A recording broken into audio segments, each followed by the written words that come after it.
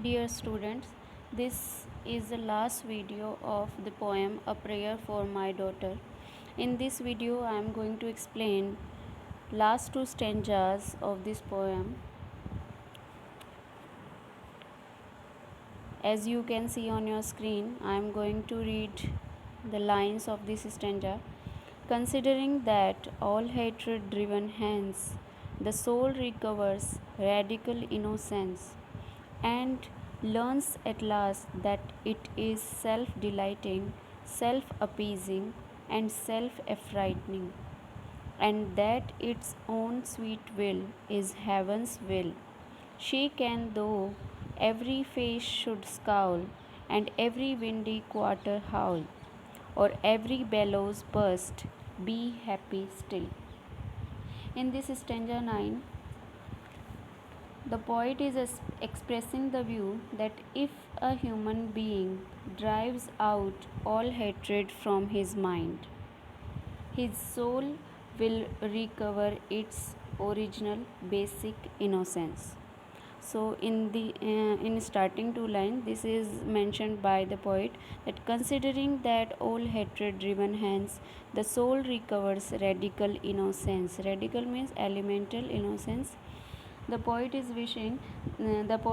saying that if a human being drives out all hatred from his mind, his soul will recover its original means elemental or basic innocence.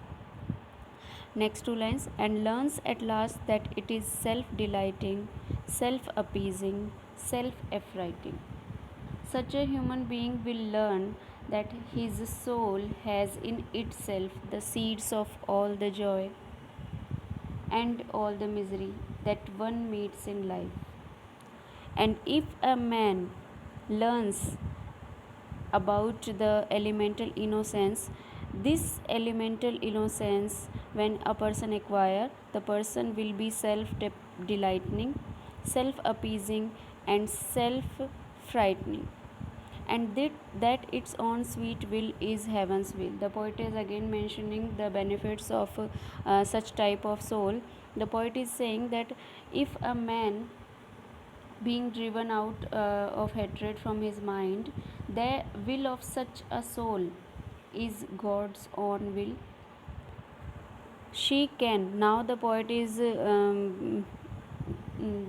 mentioning about his daughter, and he is saying that she can, though every face should scowl, and every windy quarter bowl, or every bellows burst, be happy still.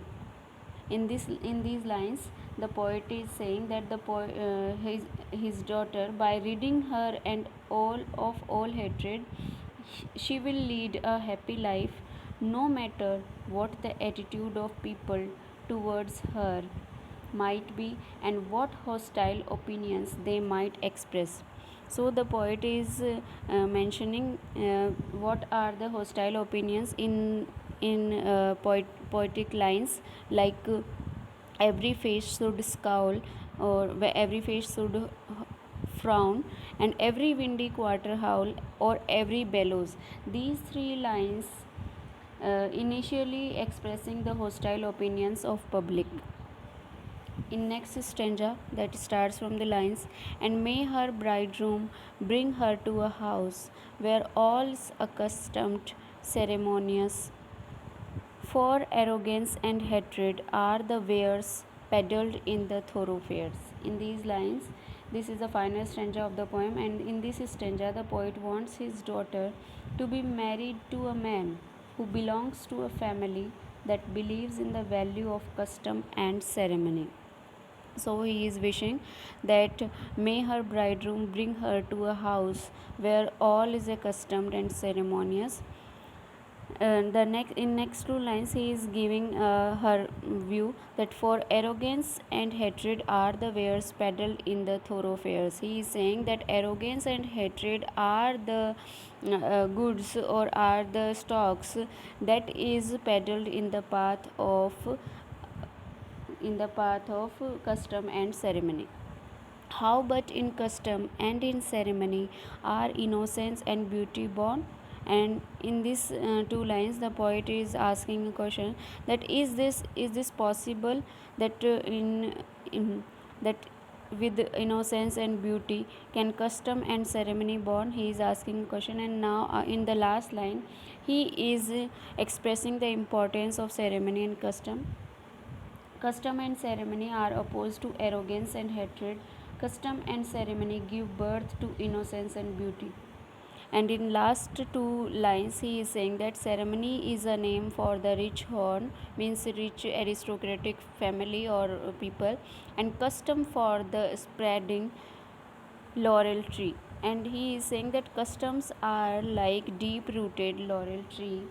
Yeats was a great upholder of the formal courtesy, etiquette, ceremonious behavior, customary graces, etc., of the great aristocratic households. He did not believe in the crudity of the masses or the plebeian attitudes propagated by socialists. So, in this poem, the poet is wishing her daughter to be a nice and kind hearted lady. And here in this poem, in the end, the poem is a prayer for order and grace in a battered civilization. Behind the prayer of Yeats' bitter memories of Mortgane, who had come to stand for the tragedy of how beauty and grace can be distorted by politics, intellectual hatred, and arrogance. So he is wishing that her daughter should be away from this disgusting politics and intellectual hatred and arrogance. As you all know that this poem is written in 1919 and was published in 1921. This poem first published in Yeats' collection Michael Roberts and the Dancer. Now I am going to analyze the stanzaic meter and the pattern of this poem. This poem contains 10 stanzas of 8 lines, and in every stanza two rhymed couplet followed by a quatrain of enclosed rhyme. This poem is written for his daughter Anne, and in this poem, the poet is using in line number 1, 2, 3, 5, and 8 of each stanza. In each stanza he is using iambic pentameter for line number 1, 2, 3, 5, and 8, and in lines 4, 6, and 7 of each stanza he is using iambic tetrameter. So this is all about the poem A Prayer for My Daughter. You should read this poem again, and you should constantly write all of the 3 or 4 videos that I have uploaded, and you should write a critical appreciation of this poem, A Prayer for My Daughter by W.B. Yeats. So thank you all.